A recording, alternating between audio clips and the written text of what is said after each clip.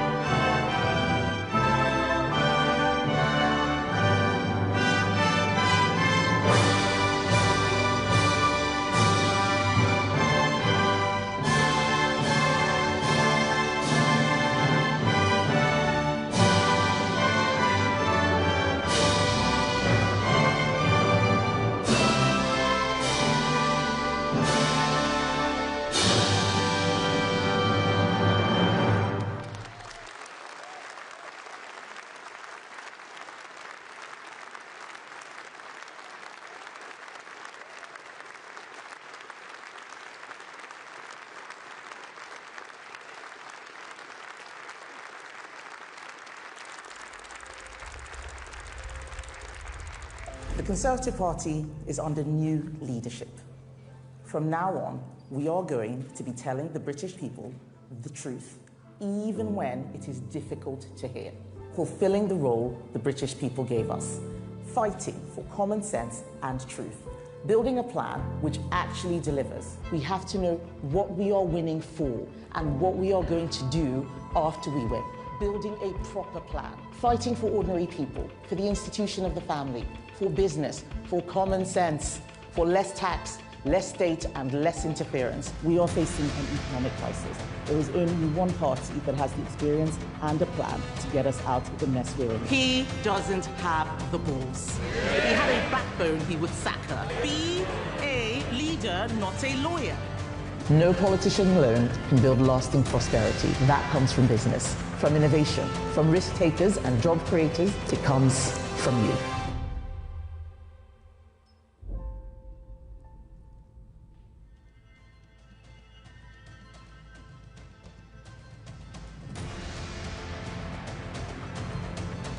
Ladies and gentlemen, please welcome the leader of the Conservative Party, Kemi Badenoch.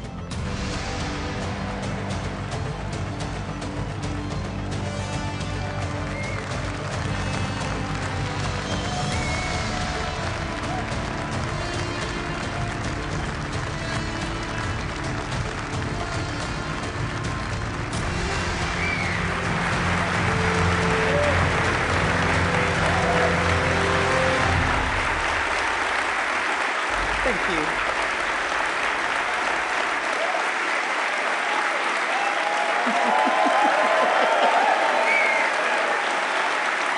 Thank you, conference.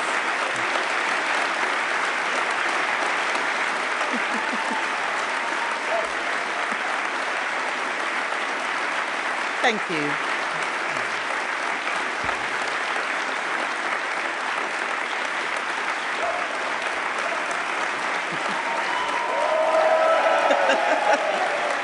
Thank you, conference.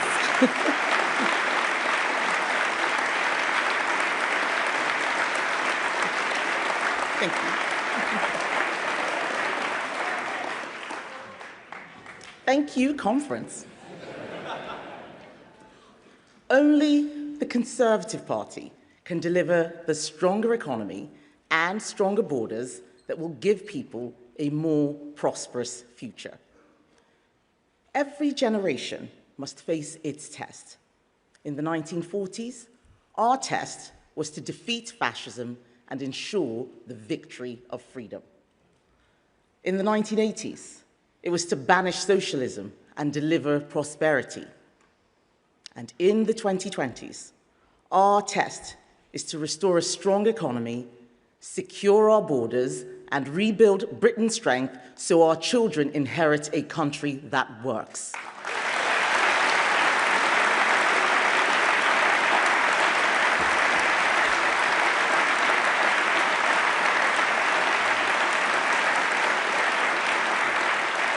Ladies and gentlemen, conference, thank you. Thank you for standing by the only party that can meet the test of our generation. The only party that can deliver a stronger economy and stronger borders. Everything else relies on getting this right. National security, order on the streets, decent healthcare, high-quality education, cohesion in our communities. None of this exists without a strong economy and strong borders. A weak economy makes us poorer. The services we rely on get worse, and people cannot build a better life for themselves or their families. Weak borders allow people to exploit our generosity, put our housing and public services under pressure, and fracture our sense of who we are as a nation. A weak economy and weak borders means steady decline. I reject that fate.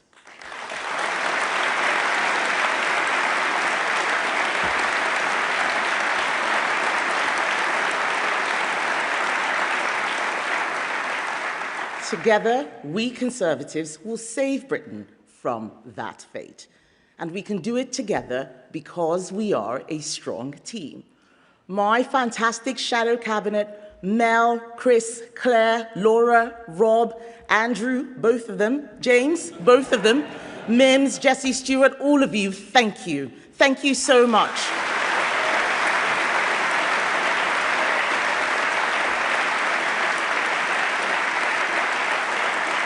My front bench, experienced hands and rising stars, conference, we know our MPs and peers have more collective wisdom than the rest of Parliament put together.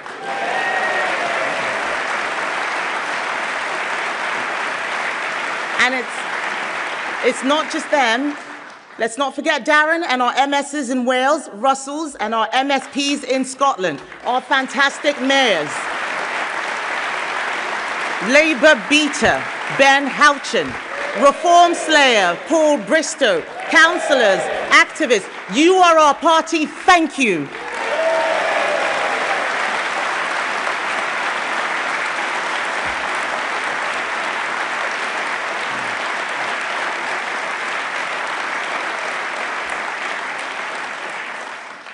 I joined our party as an activist 20 years ago. I was with you delivering leaflets, knocking on doors. I sat in this hall listening to speeches. I celebrated all our wins, and I felt the pain of every defeat. I cannot tell you now how honored, how privileged, and how proud I am to stand before you as leader of our party, leader of the Conservative Party, the only party that can meet the test of our generation. And you are more than just a political party to me. You have supported me, you have stood by me, you have enabled me to achieve more than I ever dreamed. You are my family, in many ways, quite literally.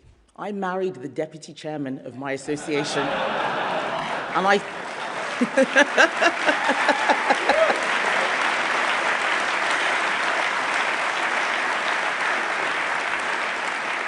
I certainly would not be standing here today without my husband, Hamish. Thank you, Hal.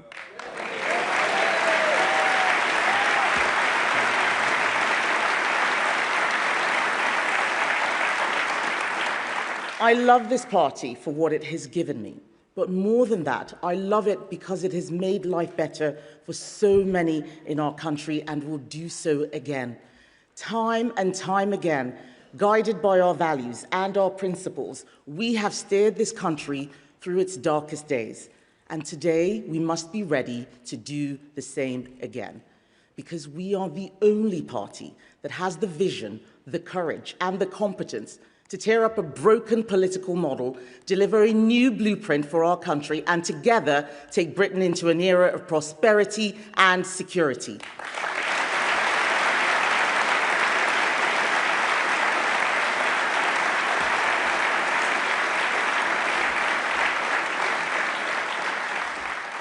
To do this conference, we must be frank about the problems our country faces, because they are not the same ones that we faced in the 1940s, or the 1980s, or even the 2010s. The country that Hamish and I were born in had its issues, but thanks in large part to hard choices taken by this party, opportunity was there for people who worked hard. People had a sense of pride in our national story and excitement about the future. I'm not so sure young people feel that way anymore. They feel they are living somewhere where things never get any better. Britain is stagnating while the world around us moves on.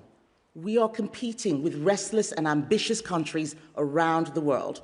We are competing with 1 billion people in India striving to become middle class. We are competing with economic success stories like Poland. 15 years ago, Polish workers came here to find opportunity. Now, Poland is growing twice as fast as we are. While Britain was redefining what a woman is, China was building 5 nuclear reactors.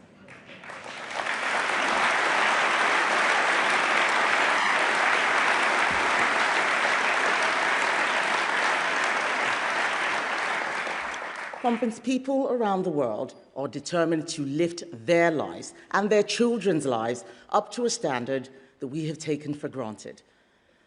Some countries won't be able to do this, and in those countries, millions of people will decide that they want to come here instead. And if our borders are not secure, they will succeed, especially if our economy is addicted to migration. Of course, we want brilliant minds and great talents to come here, but at the moment, we are not just taking in doctors and engineers and scientists. We are accepting hundreds of thousands of people, some with many dependents, some with no skills at all. This broken immigration model is heaping pressure on our public sector, a public sector which already, every year, demands more and more and more of our money. Yet services don't get better, they get worse. Everyone in this room knows what I'm talking about. We have all felt it. We used to ring up our GP and get an appointment the same day. Now we have to wait on the phone to see if we're one of the lucky ones. We have potholes that have been around for so long, people are holding birthday parties for them. But underneath all of this is a society which is struggling to cope. Struggling to cope with the reality of getting poorer, struggling to cope with the erosion of a sense of who we are as a country. We cannot drift our way into solving these problems. We know what drift looks like. It looks like allowing the trade unions to overturn years of progress in school standards. It looks like letting our veterans face vexatious prosecutions when we should be worrying about the strength of our military.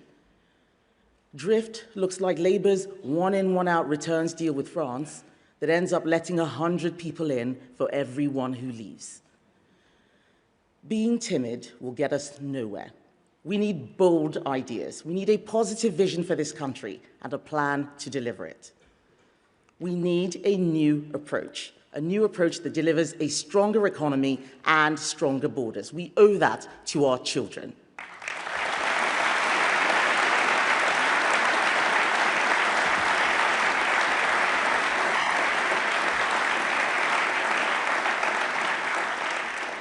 During our time in government, we did great things. Labour want to pretend the last 14 years were all bad. They want to forget that they were losing all that time. Let's remind them. Between 2010 and 2020, we slashed the deficit. We lifted millions of people out of tax and got millions into work.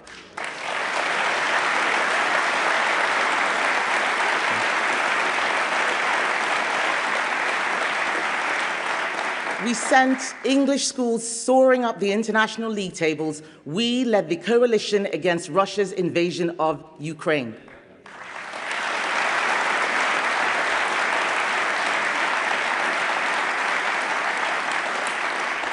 The conference, the truth is, we didn't always fight hard enough for what we believed in. We need to remember who we are fighting for. We are fighting for people who work hard and do the right thing. We are fighting for people who ask, why do sickness benefits pay more than the minimum wage, more than the living wage even?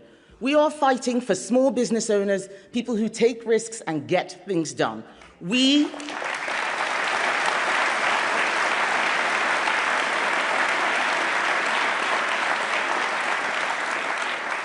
We are fighting for the victims of crime. They want to know that we are on their side, that criminals will face the full force of the law. We are fighting for the farmers, putting food on our tables. These are our people, Conference. They are the backbone of our country. We fought for them before, and we will fight for them again.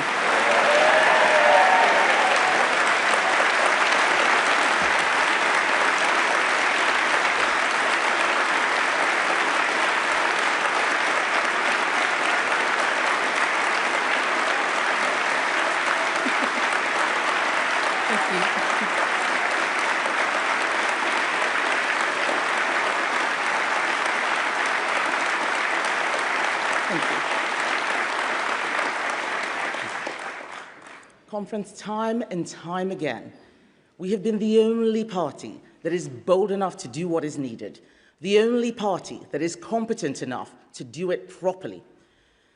We were bold enough to create the modern police force, to introduce free state education for every child. We were radical enough to launch the right to buy, to free the workplace from the dead hand of the state, to give working men the vote, and better late than never, women too.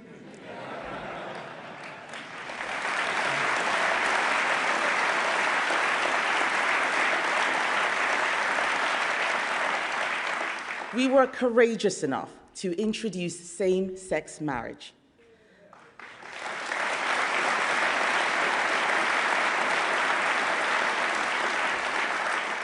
And of course, we were brave enough to take Britain out of the European Union, honoring the biggest democratic mandate in our history.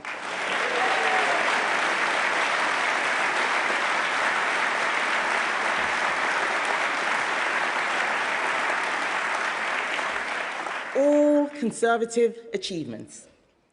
Yes, all of that was us. But enough about past glories. Actually, how about one more? Conference, do you know the one thing we Conservatives have done the most throughout our history? Clear up the mess left by Labour.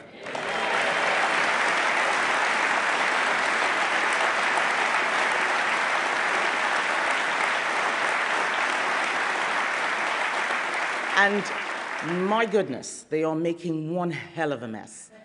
Never in the field of human history have so many been let down by so few.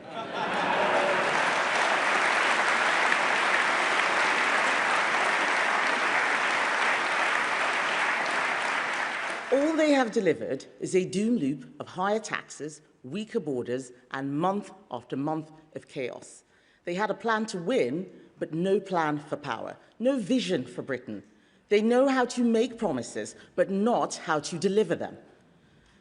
This year, the Prime Minister was asked to name his best moment in office. Do you know what he said? Walking into Downing Street. For once, I agree with him. It's been downhill all the way since.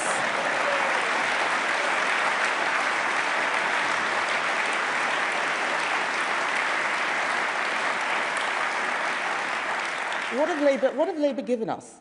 An anti-corruption minister under investigation for corruption, a homelessness minister who made her own tenants homeless, a housing secretary sacked for dodging housing taxes. You couldn't make this stuff up. We had a transport secretary fired for stealing a phone, and our ambassador in Washington thrown out in disgrace.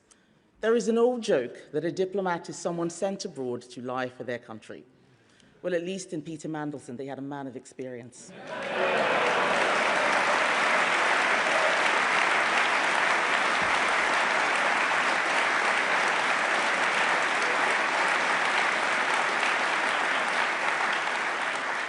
Just look at the spectacle we saw in Liverpool last week. Minister after minister failing to rule out the tax rises we all know are coming. The Mayor of Manchester touting his own manifesto for the country. But to be honest, I can't blame Andy Burnham for that one. Who doesn't want to get rid of this utterly useless, weak Prime Minister?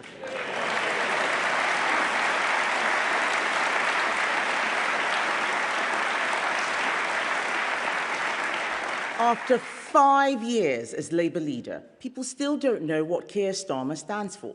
And you know what the real problem is? He doesn't know himself.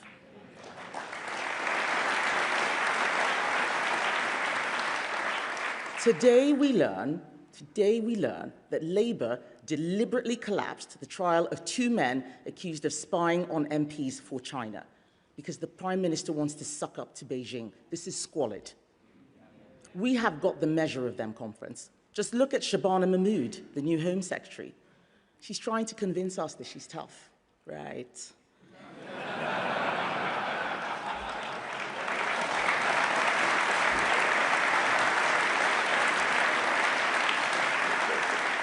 I remember when Shabana Mahmood tried to stop foreign criminals being deported. Do you remember that, Rob? I remember when she lay down on the ground in front of a Sainsbury's protesting because they were selling food from Israel. So forgive me if I treat this newfound tough image with a little skepticism.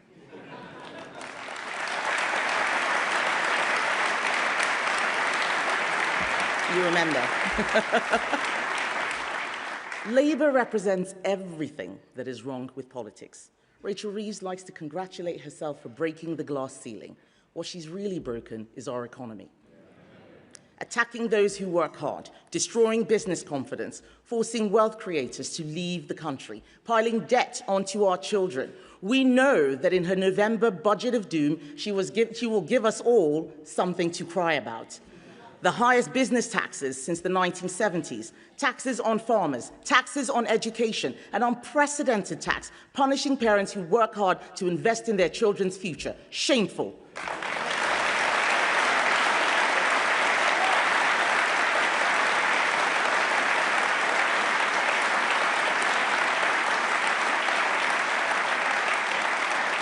The tax burden is so high, it is making Britain poorer because business is giving up. Business is leaving. And as they leave, or never start in the first place, people's livelihoods, people's hopes, people's dreams go with them. Grangemouth Refinery, gone. Merck, BMW, Ineos, pulling investment.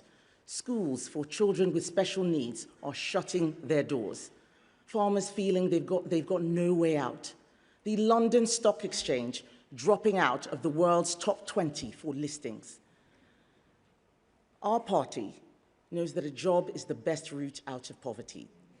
We got unemployment to a 40-year low. And what has happened since Labour came in? A jobs tax, unemployment up, inflation up, borrowing up. These are the real-life consequences of a weak, directionless government. Conference last year, the public voted for change, but all they have been given is change for the worse. And because they are still angry with us, parties that in normal times would never be seen as a serious option for government are gaining ground, making promises they will never be able to keep. Let's look at what's on offer out there for all those disappointed by Labour. Reform promising free beer tomorrow, Jeremy Corbyn promising free jam, Lib Dems promising free lentils. All of them promising more spending, blowing up the public finances. Whether it's Starmer, Farage, Corbyn or Davey, all these men are shaking the same magic money tree, following the same failed playbook. No plan for growth, no honesty about the scale of the challenges, and it always leads to the same result. More government, more taxes, more debt. It is irresponsible, it's cynical, and it's why Britain needs Conservatives back in charge.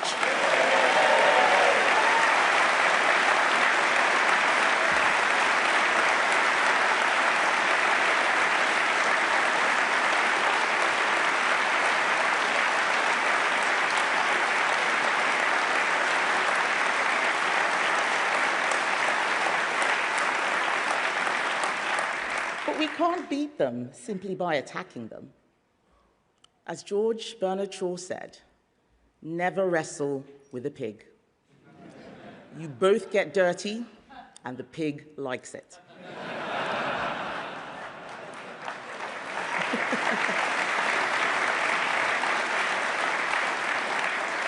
We have to offer something better. So what are we going to do? Conference, as you may have heard, I am an engineer. My starting point is always to carry out a diagnosis before producing the blueprint to put it right.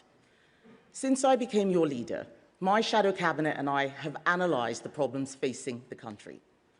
Our diagnosis is clear. Britain is being held back by a broken model. A model which says the government always knows best, that high immigration is always good for the economy, that Britain should apologise for its history rather than be proud of it. We lost because we accepted the status quo no more. When Margaret Thatcher was leader of the opposition, she said this: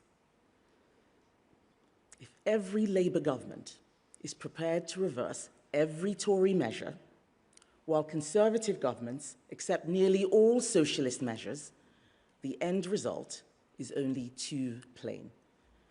She was right. To fix our country, we must reverse Labour's measures.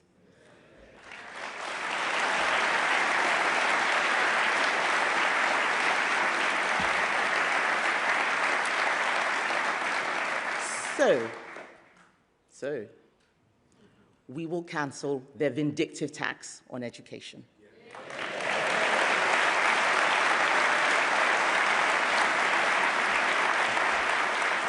Vicky knows what's coming. We will scrap their tax on family farms. Andrew, we will scrap their tax on family businesses.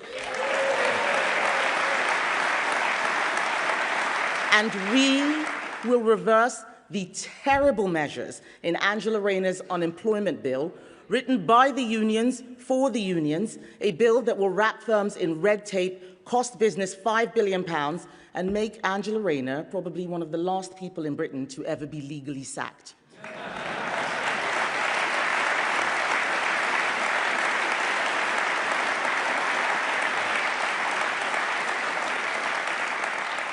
The conference simply unwinding Labour's measures isn't enough. We are Conservatives, not anarchists. I am an engineer, not an arsonist. So together, thank you. So together, we are going to build something better. We are creating a blueprint for Britain, a new settlement based on Conservative values.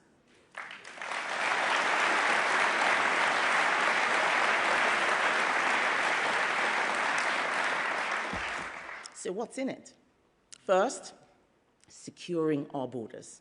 On Sunday, I announced our plan to take the UK out of the ECHR, to scrap the Human Rights Act, to deport 150,000 illegal immigrants. This is a plan, not a slogan. Next in my blueprint, work and welfare. If we want to end our over-reliance on immigration, then we must make sure that every British citizen who can work does work. Right now, there are 6.5 million working-age adults claiming benefits instead of working. You heard me right, 6.5 million. That is the entire population of Cardiff and Belfast and Glasgow and Manchester combined, being paid to sit at home all day. We cannot expect people to get up and go to work and pay more and more in taxes to subsidize millions of others not to work. It should not be controversial to say this. Conference, we have done the hard work, and we have a plan to cut welfare spending. First, British benefits for British citizens. It is common sense that you should not draw out of a system that you haven't paid into. Second, we will restrict benefits to those with the more severe mental health conditions, not anxiety or mild depression. Yes, these challenges are real and people should get support, but they cannot be treated as a reason for a lifetime off work. And third, we will restrict motability vehicles to people with serious disabilities. Those cars are not for people with ADHD.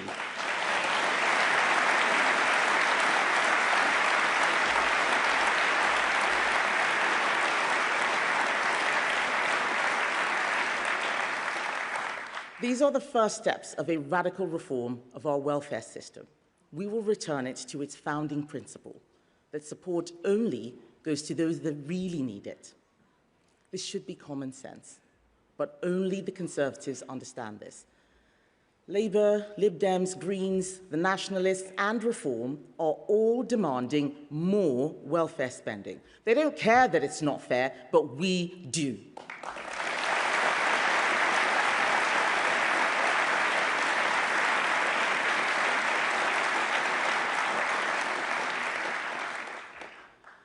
After COVID, 2,000 people a day were being signed onto out-of-work sickness benefits. It is a national tragedy that in just 1 year of Labour, the latest figure has more than doubled. 5,000 new people are signing on each and every single day. Many are young people who are losing the chance to make something of themselves, never knowing what it's like to pay their own way. This isn't just about saving money, important though that is, it's far more than that. It is driven by our deep conservative conviction that work is a good in itself.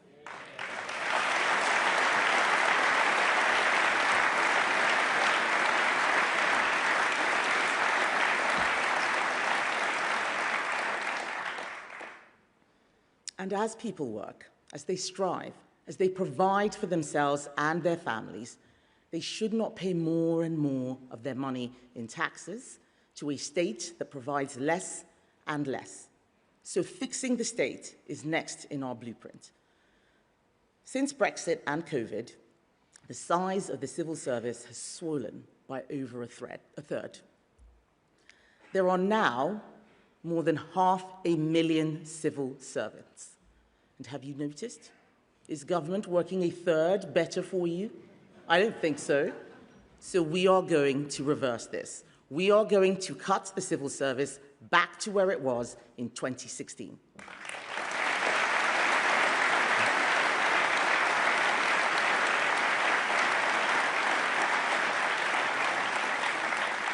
And as Conservatives, we don't just believe in reducing the size of the state. I have always said that while government should do less, what it does, it should do well.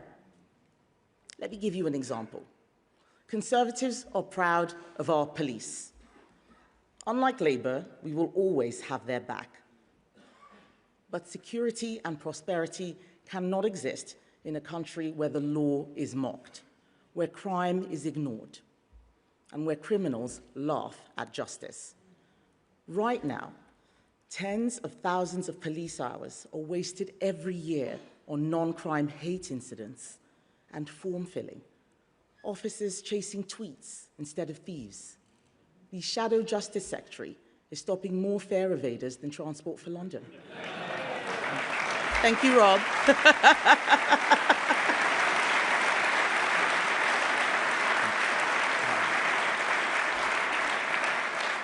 Conference, we are going to free the police to protect the public, not to chase political correctness.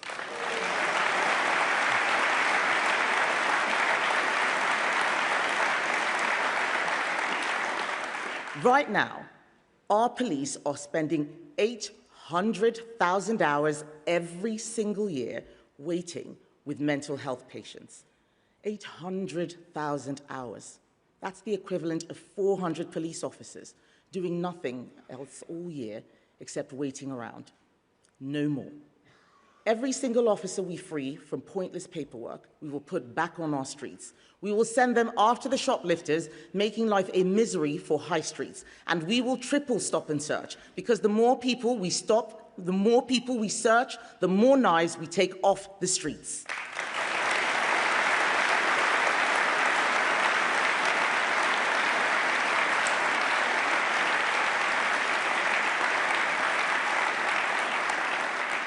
Across public services, we are developing similarly detailed plans to make things work better.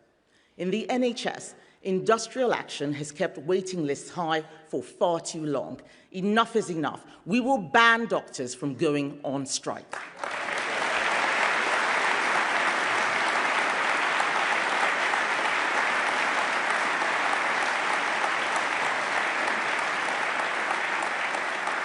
In education, Labour have bent over to the teaching unions and are removing our academy freedoms, which have been so successful.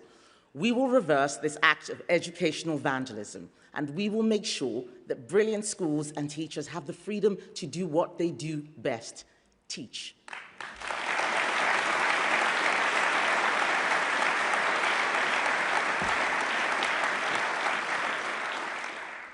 Because education should be how people change their lives.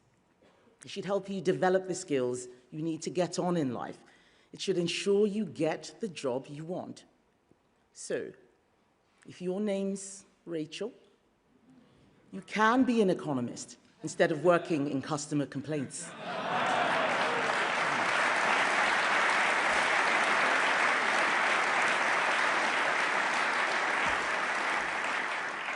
And speaking of customer complaints, let's talk about university. Every year, thousands of young people go off to university, but leave with crippling debt and no real prospects. Nearly 1 in 3 graduates see no economic return, and every year, taxpayers write off over £7 billion in unpaid student loans. Wasted money, wasted talent. That's every year. A rigged system propping up low-quality courses while people can't get high-quality apprenticeships that lead to real jobs. And this is personal for me. I did 2 degrees, one in engineering, one in law. But I also had an apprenticeship first.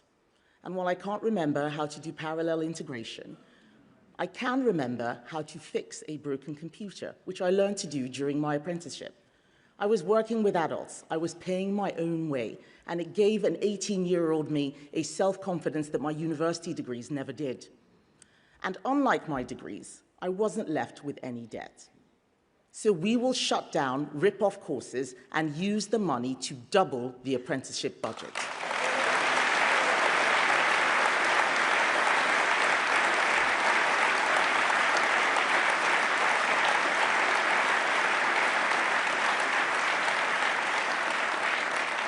We'll be giving thousands more young people the chance of a proper start in life, just like I had. Which brings me, conference, to the most important task that we will face and the centerpiece of our blueprint. The reason why the Conservative Party is the only party in Britain who can be trusted to meet the test of our generation is that none of this works without a strong economy. Securing our borders, getting people into work, policing our streets, defending the nation, none of it is possible without the money to pay for it. And we are the only party with a plan to get our economy back on track. It starts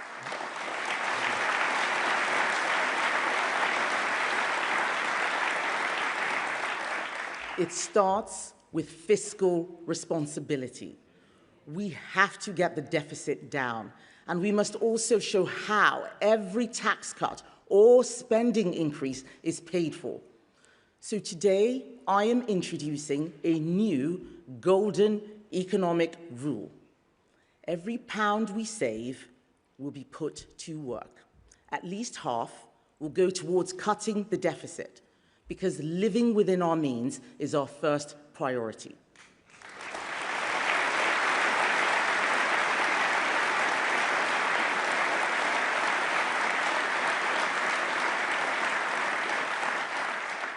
And with the rest, we will get Britain growing and bring down the taxes that are stifling our economy. Over the next decade, Rachel Reeves is going to double the deficit with her borrowing and tax doom loop. She is stealing from our children and grandchildren, and Conservatives will put an end to it.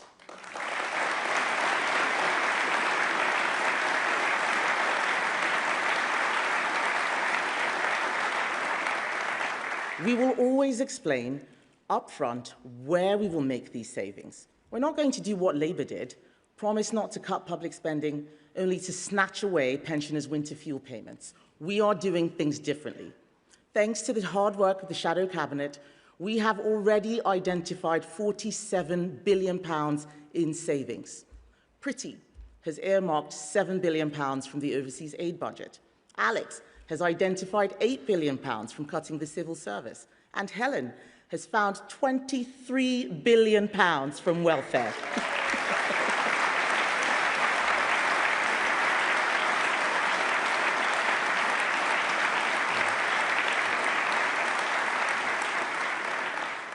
Under our golden rule, half of those savings will go towards reducing Labour's deficit. With the rest, we are going to unleash our economy. That's the Conservative way. Responsibility today, opportunity tomorrow.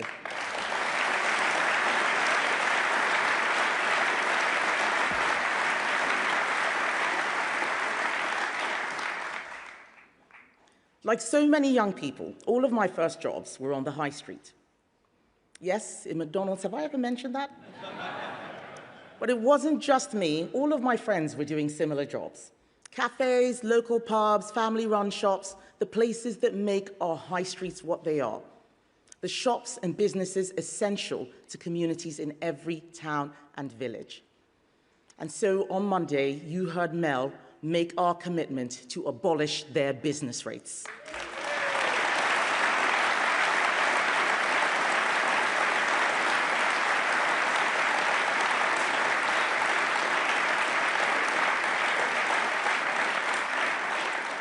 So whether you're a councillor, a mayoral candidate, a campaigner, I want you to go out there and spread the word that the Conservatives are bringing back the high street.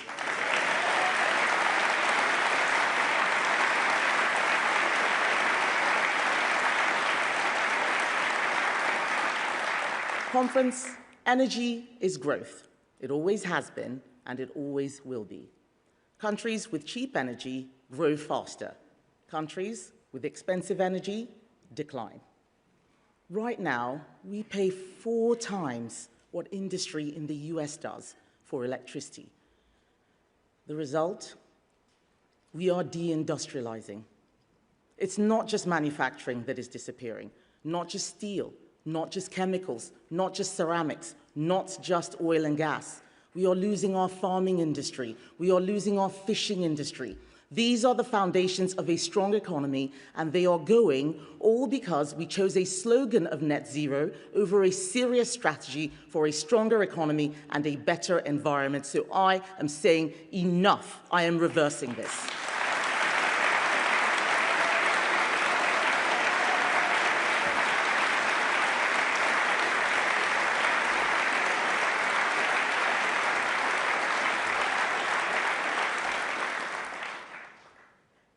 We will get rid of the Climate Change Act and replace it with a proper strategy that actually works.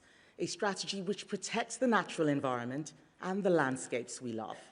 A strategy that takes sensible steps to tackle climate change without bankrupting ourselves in the process. We will cut bills for families, slash costs for businesses, end the madness that you have to tear out your boiler or disconnect your gas hob. We are going to bring industry and jobs back home. This is real action, Conference, not slogans.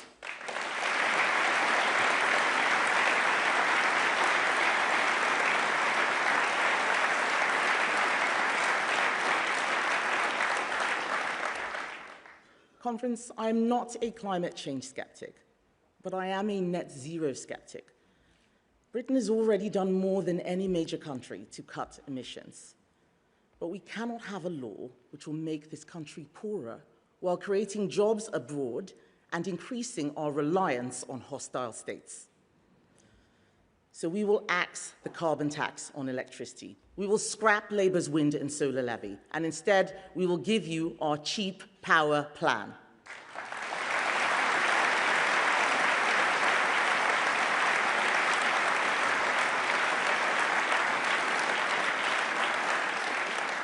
Through this plan, we will cut bills by £165 for the average family, nearly £5,000 for the average restaurant, and over £1,100 for the average pub.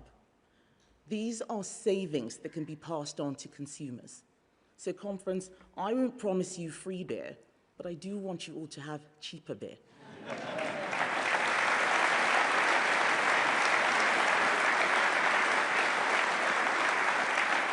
So now it is time to put British prosperity first. Give this country the cheap, reliable energy it needs to thrive again. backing nuclear, but also recognizing that it is pure folly to ban new oil and gas extraction while paying to import resources that Norway takes from the very same basin.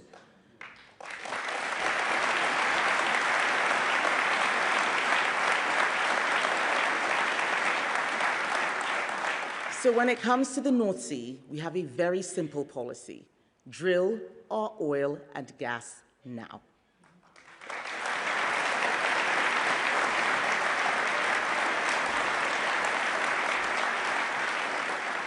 Conference, you have seen it out there in the fringes all over Manchester, that this is a party fizzing with ideas, building our policy programme, setting out our plans, a tax cut for our high streets, a helping hand for the young with our first jobs bonus, reforms to welfare, 10,000 new police officers, tripling stop and search, scrapping the sentencing council, a new removals force, improving behaviour in schools, doubling apprenticeships, support for our veterans, £165 off your electricity bills, drilling in the North Sea, an end to the energy profits levy, scrapping the family farm tax, scrapping the family business tax, scrapping VAT on school fees, out to the ECHR, a plan for our borders, a plan for a stronger economy.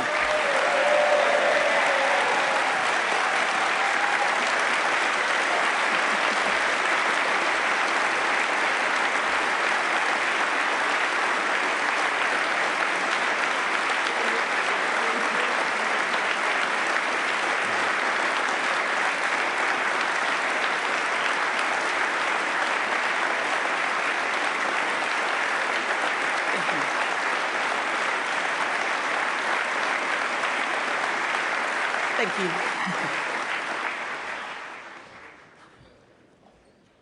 And conference, because of all the savings we found and costed, because of the tough decisions on what the government shouldn't do, because of our golden economic rule, we can afford to make one more announcement.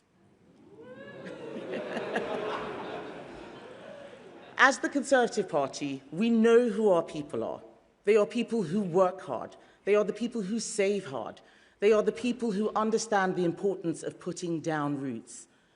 They are the people who make sacrifices today for a better life tomorrow. They do the right thing. Our people are the Brits who want to get ahead in life. At the heart of a conservative Britain is a country where people who wish to own their own home can. I remember the joy when I got the first set of keys to my first flat, the excitement of opening my own front door for the very first time, the smell of the fresh paint. I remember it just like yesterday. I want everyone in our country to have that feeling, to know it's your place, your house, your home. We Conservatives believe that owning your own home gives you a real stake in society, roots in your community. But our housing market is not working as it should. There is a big barrier that keeps getting in the way. That barrier, conference, is the tax you have to pay when you buy your home.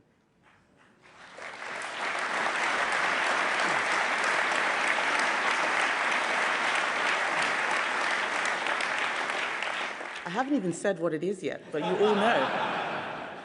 You all know that that barrier is stamp duty. Young people trapped in the pain of renting, workers who want to further their career, pensioners who want to downsize but can't afford the thousands of pounds they have to pay in tax. Conference, stamp duty is a bad tax. It is an unconservative tax. The last Conservative government cut stamp duty for thousands of home buyers. But now we must go further. We must free up our housing market, because a society where no one can afford to buy or move is a society where social mobility is dead. So I have looked at the stamp duty thresholds to see where we can change them. I have looked at the rates you have to pay to see if we can lower them. I have decided that we can't, because that simply wouldn't be enough. Conference, the next Conservative government will abolish stamp duty on your home.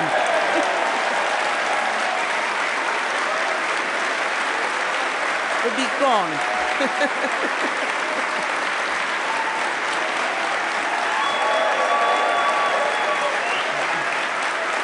I thought you'd like that one.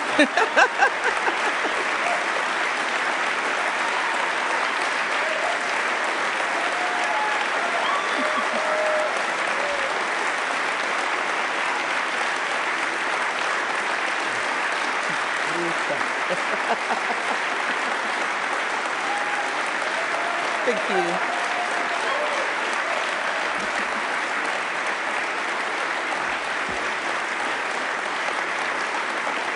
Thank you.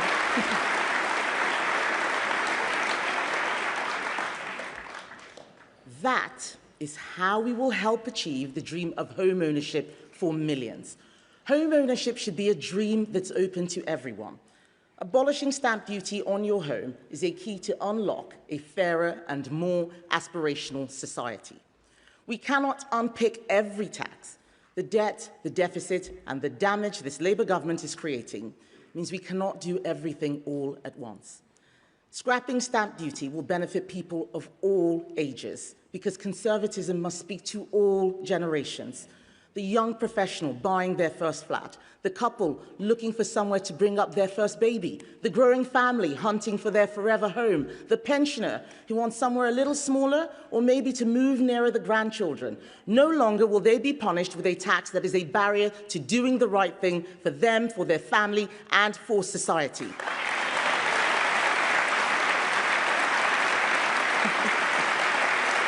Thank you.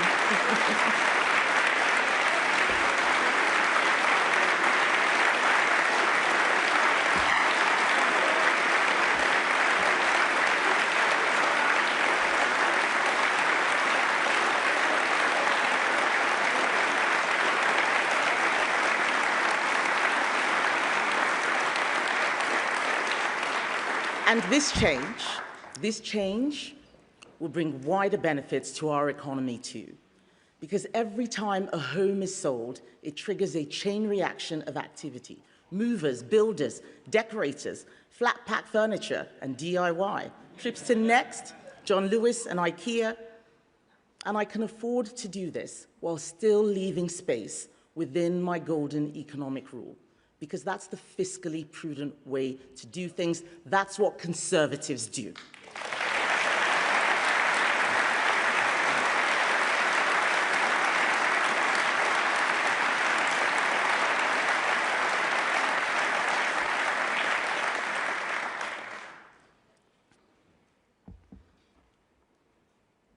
Conference, I want to see a better Britain, where people have a brighter and more prosperous future. The Labour Party fails when it follows its principles. We fail when we don't follow ours.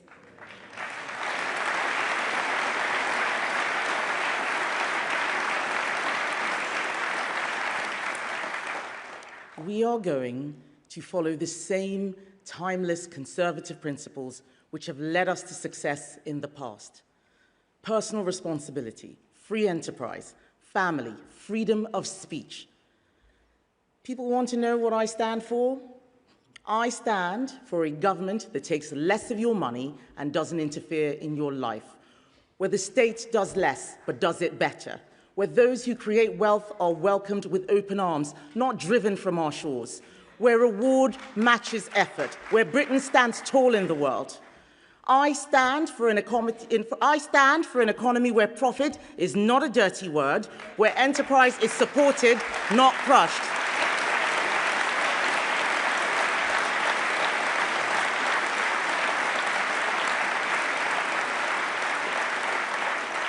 I stand for a country where what you put in determines what you get out, where excellence is celebrated. I stand for a country where actions have consequences, where we talk about responsibilities as well as rights, where crime is punished and justice is served, where the welfare of victims outweighs the welfare of criminals.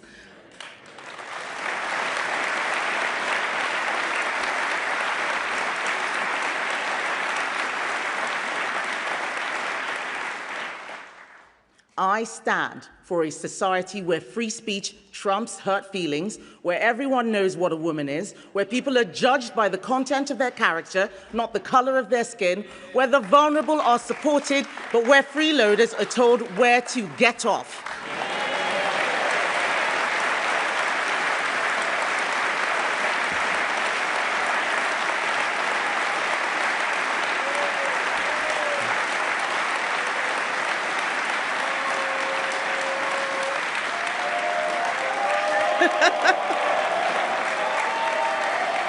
Conference, I stand for stronger borders and a stronger economy so that the young can fulfill their potential, the old can live out their years in dignity, and everyone can achieve their dreams to own a home, run a business, raise a family. This is the Britain I stand for. If it is the Britain you stand for, then stand with me and let's build it together.